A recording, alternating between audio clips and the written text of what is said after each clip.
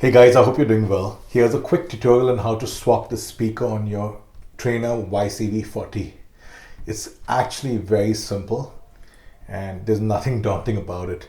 So I thought I'd share my experience because you always want to be careful with the grill. You don't want to damage it in any way. And being a tube amp, also some of us are reluctant to tweak around. You don't want to get those fatal shocks, right? So I have a stock YCV40 here, and I'm not really going to go over every single detail with video coverage. Instead, I'm just going to walk you through the process and you'll see how simple it is. So first and foremost, the grill. The grill is actually a piece of metal sheet, and all you need to get the job done is a butter knife. Now, the grill is held in place on the top and at the bottom with some rollers.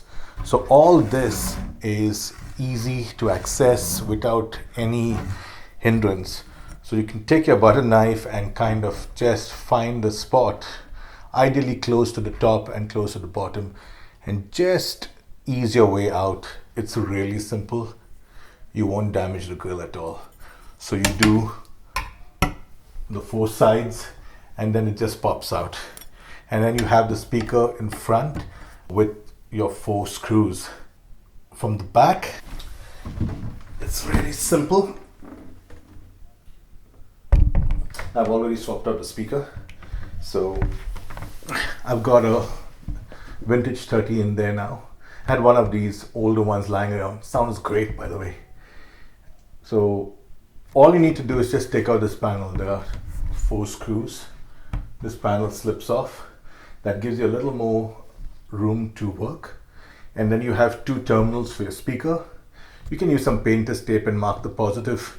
But in my case, I didn't even do that and just reconnected the new speaker, because it doesn't really matter if you're using one speaker, whether you drive it, I would say in phase or out of phase. It's just one speaker, so there's no reference. So just plug in those two terminals in, and that's about it. It's that simple.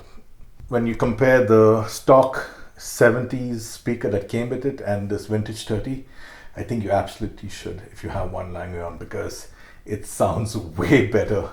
So for me, I play classic rock and I wanted something more compressed and more mid-focused on the gain channel, and the Celestion definitely does that. It gives me a much better tone.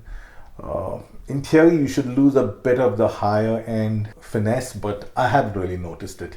In my case, I've got a 2x12 just below here, which had the two Vintage 30s. So now I have the Traynor stock speaker and a Vintage 30, which actually gives it a bit of a blend tonally. So I'm pretty happy with this little experiment. This stays, and I hope you find this helpful in case you're thinking of swapping out the speaker on your Traynor YCV40. I highly recommend you do so, because it does really sweeten the amp a bit and makes it, I would say, more classic rock friendly. Hope you found this useful, and I'll see you on my next update. Bye now.